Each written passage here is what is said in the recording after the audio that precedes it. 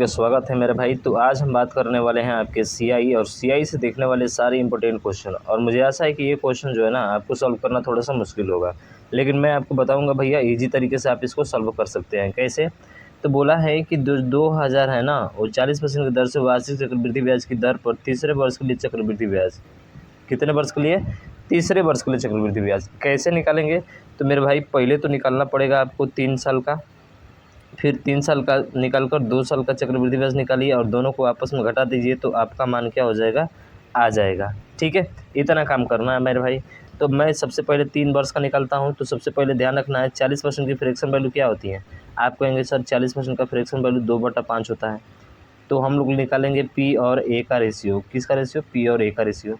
पहले 5 था, 2 बढ़ा उस पर ब्याज, तो कितना हो गया? आप कहेंगे 7 हो गया। फिर 5 था, फिर 7 हो गया, फिर 5 था और फिर कितना हो गया? 7 हो गया। ठीक है, तो कितना मेरे भाई हो जाएगा? तो ये 125 हो जाएगा और ये 300 कितना हो जाएगा? 43 हो जाएगा। 300 कितना हो जाएगा? 43। अब 125 की वैल्यू आपको दी गई है मेरे भाई 2000। कितना हज़ार? 2000। कितने गुना है? तो आप देखेंगे तो सर ये लगभग देखा जाए तो लगभग क्या पूरा कट जाएगा 16 बार में। 16 5 80 का 0, 16 2 32 40 का 0, 16 1 16 4 20, 16 गुना है। तो इसका सीआई क्या होता है? तो सर इन दोनों का जो डिफरेंस होता है ना वो आपका सीआई होता है। कितने का डिफरेंस है? तो 13 में से 5 जाएगा आपका 8। ठीक है, और 3 में से 2 जाएगा 1 और 3 में से 1 जाएगा तो 2, 218 का डिफरेंस है। यानी कि 218 का डिफरेंस है तो कितने गुना ये भी होगा मेरे भाई? 16 गुना होगा 3 वर्ष का सीआई। ठीक है, तो 16 8 है कितना होता है? 16 8 है 128 का 8 हो जाएगा, बचेगा 12। 16 कम 16 और 12 कितना होता है? 16 कम 16 और 12 कितना होता है? 28 होता है। 28 का फिर 8 हो जाएगा, बचेगा आपका 2 और 16 दूना का 32, तो कितना हो जाएगा? आप कहेंगे सर 34 88 हो जाएगा। कितना हो जाएगा मेरे भाई? 34 88 हो जाएगा। तो ये 3 साल का सीआई आपने निकाल लिया। कितने साल का निकाल लिया? 34 88, 3 साल का सीआई निकाला है। ठीक है, तो ये ध्यान रखिए 34 88। तो मेरे भाई ये आ गया 34 और 88। कितना आ गया? 34 और 88 आ गया। ठीक है, थोड़ा अच्छे से लिख देते हैं भाई। 34 88 आया है, बिल्कुल सही। अब 2 साल का सीआई के लिए फार्मूला क्या होता है? तो मेरे भाई ये होता है एक्स प्लस एक्स वाई बटा 100। बस किसका? 40 का। तो 40 और 40 80 हो जाएगा। अब फिर 40 गुणे जब 40 करेंगे तो ये कितना हो जाएगा? आप कहेंगे सर 4 4 तो 16 हो जाएगा और 2 जीरो से 2 जीरो नीचे वाला कट जाएगा, तो ये हो जाएगा 96। और 96 का कितना? सर 96% का कितना निकालना है? अरे 2000 का निकालना है। तो 2000 का 96% निकाल दीजिए, तो 96/100 हो जाएगा। तो 2 जीरो से 2 जीरो मेरे भाई गायब हो जाएगा।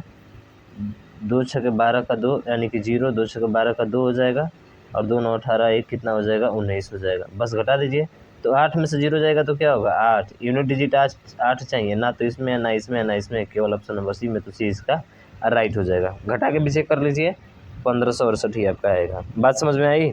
तो एक तो तरीका ये रहा। दूसरा तरीका आप ये कर सकते हैं कि पहले 2 साल का ही निकाल लीजिए, फिर 3 साल का केवल यूनिट डिजिट देखिए और घटाइए इसको, आपका लास्ट में केवल 8 ही आएगा। आसानी से सॉल्व करके आगे भाई साहब बढ़ जाएंगे।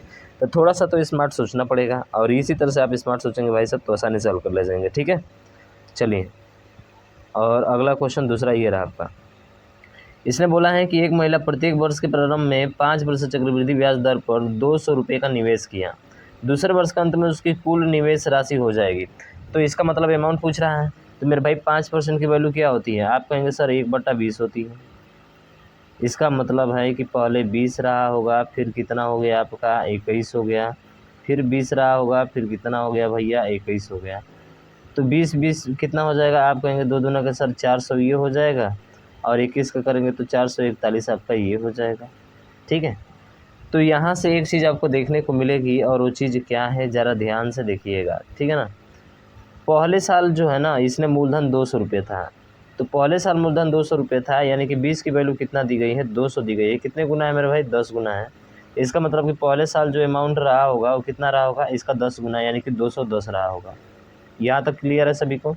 सर ये पहले वर्ष का 210 आ गया। ठीक है, लेकिन दूसरे वर्ष के अंत में हमको देखना है। दूसरे वर्ष का क्या देखना है? अंत में देखना है। तो अब दूसरे वर्ष के अंत में देखेंगे तो 400 ये था, और 400 की वैल्यू यहाँ पे कितना दी गई है? आपको 200 दी गई है। कितना है? तो आप कहेंगे सर इसका आधा है। तो भैया इसका भी आधा क्या हो जाएगा, दूसरे वर्ष का हो जाएगा, ठीक है ना। तो कितना हो जाएगा, आप कहेंगे सर 2 दूना का 4, 2 दूना का 4, 0, 2 5 कितना हो जाएगा 10, यानी कि 220.5 आपका आ जाएगा। तो हमसे पूछा है कि दूसरे वर्ष के अंत में उसकी कुल निवेश राशि, तो पहले 210 था और अंत में देखा जाए तो 220.5 है, कुल मिलाकर कितना हो जाएगा दूसरे वर्ष के अंत में, तो भैया 5.430 हो जाएगा, ठीक है ना। यानी 430.5 आपको क्या होगा, इसका राइट आंसर होगा। बात आपको समझ में आई। तो ऐसे जो है दूसरे वर्ष का अंत में क्या निकालते हैं हम लोग, निवेश की गई राशि। बात समझ में आई है। तो भाई फटाफट शेयर करिए और आगे बढ़ें, ठीक है। चलिए ये क्वेश्चन बहुत महत्वपूर्ण है और आसान भी है, ठीक है। कह रहे कि छमाही आधार पर चक्रवृद्धि ब्याज की गणना किए जाने पर 18,500 की राशि पर 40% वार्षिक दर पर 18 माह का चक्रवृद्धि ब्याज ज्ञात करना है, ठीक है। तो छमाही का मतलब 3 बार होगा ना 18 माह के लिए, लेकिन रेट क्या होता है मेरे भाई, तो ध्यान रखिएगा रेट हमेशा आधा होता है। तो यहाँ पे 40% दिया गया है, तो 40% का आधा कितना हो जाएगा, आप कहेंगे सर ये 20% हो जाएगा। और 20% की फ्रैक्शन वैल्यू क्या होती है, आप कहेंगे सर 1/5। तो नीचे वाला मूलधन है, ऊपर वाला इंटरेस्ट है, और दोनों को जोड़ देंगे तो मिश्र धन प्राप्त होगा, ठीक है। तो यहाँ पे बनाते हैं हम लोग भाई सब पी और ए बनाते हैं। तो पहले 5 रहा है, फिर कितना हो गया 6, फिर 5 रहा है, फिर 6, 3 बार होगा ना, फिर 5 रहा है, फिर 6, 6 माप है, ठीक है। तो ये हो जाएगा, कितना हो जाएगा, गुणा करेंगे तो 216 हो जाएगा, और इसका गुणा करेंगे तो कितना हो जाएगा 125 हो जाएगा, 125, ठीक है। अब जो CI पूछा है तो भैया इन दोनों का अंतर ही CI होता है। कितने का अंतर है, तो 6 में से 5 जाएगा 1, 11 में से 2 जाएगा 9, 91 का अंतर है।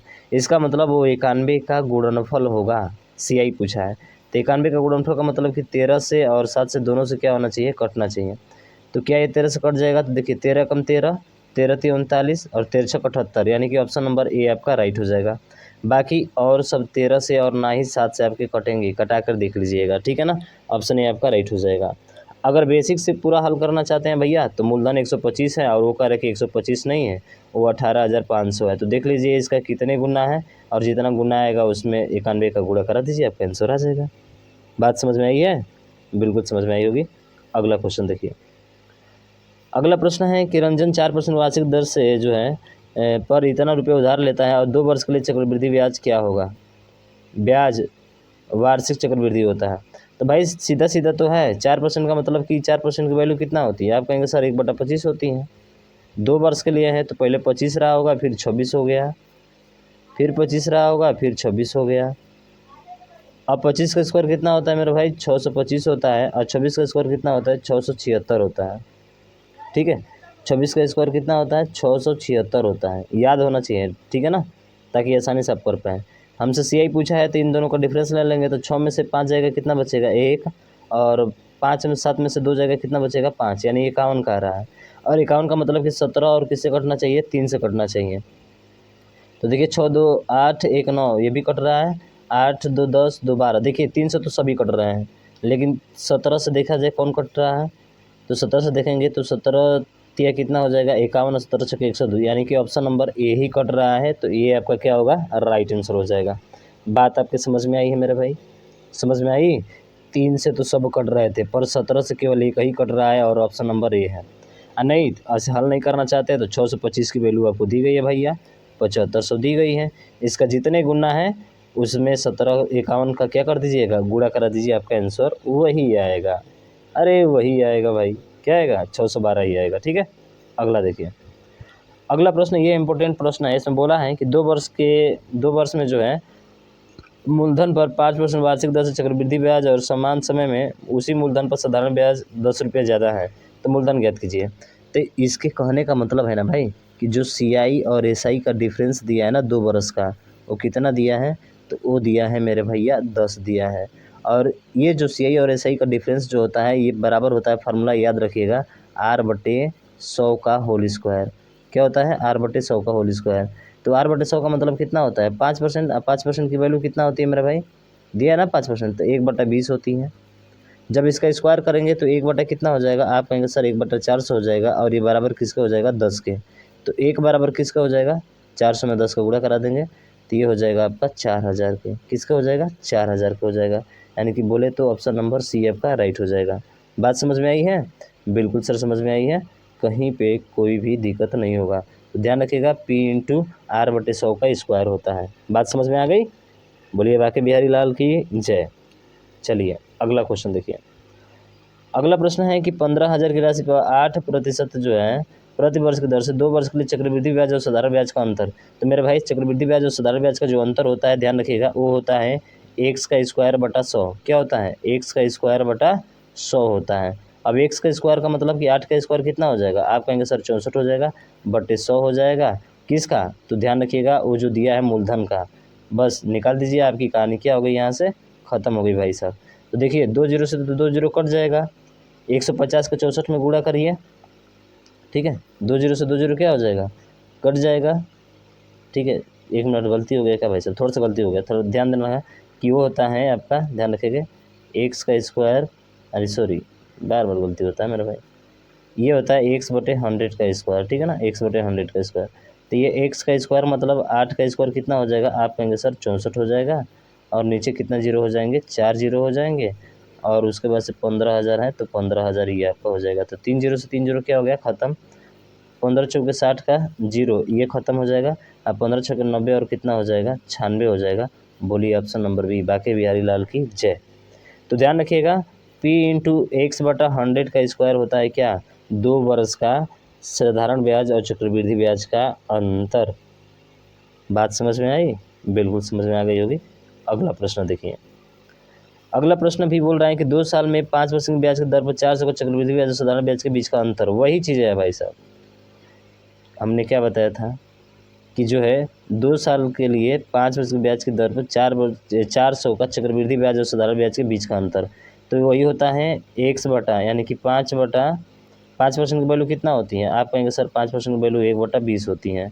बस इसी का स्क्वायर कर दीजिए आप। तो इसी का स्क्वायर करेंगे तो 1 बटा कितना हो जाएगा? आप कहेंगे सर 400 हो जाएगा, और इसका कितना? 400 का, तो बताइए कितना आ जाएगा? तो जीरो ख़त्म हो गया मेरे भाई, 1 आ जाएगा। ऑप्शन नंबर डी इसका राइट हो जाएगा, ठीक है ना। सेम वही प्रश्न आपका ये पूछा है, ठीक है। तो एक क्वेश्चन तो ऐसा लगता है कि आपका पूछा जाएगा। अब चक्रवृद्धि ब्याज की दर से इतना वार्षिक दर पर जो है 1728 से 2197 हो रहा है। तो देखिए 1728 से कितना हो रहा है भाई? 2197 हो रहा है। तो कुछ आपको नज़र आ रहा होगा, कुछ आपको नज़र क्या आ रहा होगा? तो पहले इसको देख लेते हैं। ब्याज इतना वार्षिक दर से आती के 24 से कितना हो जाएगा? 25/3 है। अब 25/3 के फ्रैक्शन वैल्यू 100 नीचे हो जाएगा, तो 25 से कम 25, अब 25 चौके 100, यानी कि 4 तिया 12, कितना हो जाएगा? 4 तिया 12, तो 12 हो जाएगा, ठीक है। तो एक चीज़ थोड़ा सा ध्यान देना है, इसको अगर डायरेक्ट करना है तो छोड़िए सब। 2197 तो 1728 किसका क्यूब होता है? आप कहेंगे सर 12 का होता है। 2197 किसका क्यूब होता है? सर ये कहेंगे कि 13 का क्यूब होता है। इसका मतलब है कि जो समय आएगा वो कितने वर्ष आएगा? 3 वर्ष आएगा।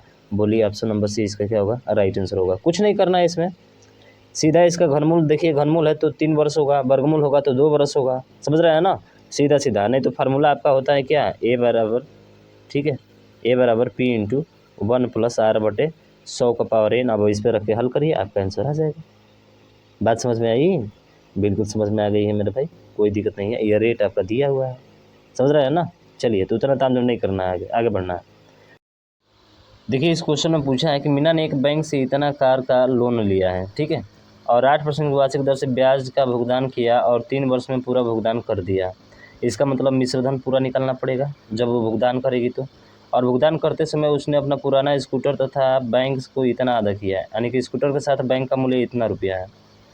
तो पहले तो भैया 27/5 पर 000 रहेगा, और प्लस इसी पर जो है 27/5 पर जो है कितना परसेंट के? 8% की दर से 3 महीने के लिए। तो टोटल अमाउंट वो दे देगी, उसको जमा कर देगी भाई साहब। और टोटल अमाउंट में से स्कूटर सहित जो पैसा दे रही है वो कितना है मेरा भाई? 33,005, ठीक है, और डबल जीरो, ठीक है ना, डबल क्या है? डबल जीरो है। तो बस इसको घटा दीजिए, आपका स्कूटर का दाम पता चल जाएगा। समझ रहे हैं ना? क्योंकि मिश्रधन में से ही जो टोटल वैल्यू है स्कूटर से दाम है उसको घटाएंगे तो पता चल जाएगा ना कि स्कूटर कितने में बिका है। तो मेरे भाई इसको हल करना थोड़ा सा टास्क है, लेकिन उतना टास्क नहीं भाई। डिजिटल सम लगाइए, यहाँ पे क्या लगाइए? डिजिटल सम लगाइए। तो देखिए 7 2 9 5 14, 14 मतलब 5 हो जाएगा, प्लस 2 7 9, 9 को काट दीजिए, 5, 5 गुणे कितना है 8, 40 और 4 3 12, 12 का मतलब 2 है, कितना हो जाएगा आप कहेंगे सर 3 हो जाएगा। माइनस इसका डिजिटल सम 3 3 6 5 11, 11 का मतलब कितना होता है 2 होता है। अब इसको घटा दीजिए तो 5 3 8, 8 में से 2 घटाएंगे तो कितना आ जाएगा 6, यानी कि 6 वाला होगा, ये भी नहीं हो सकता है। हाँ 6 वाला होगा, ठीक है 6 वाला होगा। तो 6 वाला होगा का मतलब कितना हो जाएगा 60,000 तो हो नहीं सकता है। अरे भैया 33,500 है तो 60,000 तो कभी हालात में नहीं होगा। डिजिटल सम तो 6 आ रहा है पर होगा नहीं, इसका तो हो ही नहीं सकता है, ये भी तो हो नहीं सकता है, तो होगा कौन सा, ऑप्शन नंबर बी आपका राइट आंसर होगा। पूरा कैलकुलेशन करने के बाद देख लीजिएगा 24,000 आपका आएगा। बात समझ में आई है? बिल्कुल सर, यही क्वेश्चन आपका अगला है, तो छोड़ देते हैं भाई साहब, यही तो क्वेश्चन आपका है, ठीक है। मोस्ट इंपॉर्टेंट क्वेश्चन आपने देख लिया। मेरा भाई पसंद आया वीडियो तो इसको शेयर करिएगा, और अभी तक चैनल को सब्सक्राइब नहीं किया तो सब्सक्राइब भी करिएगा। मिलते हैं नेक्स्ट वीडियो में, तब तक ले जय हिंद, जय भारत।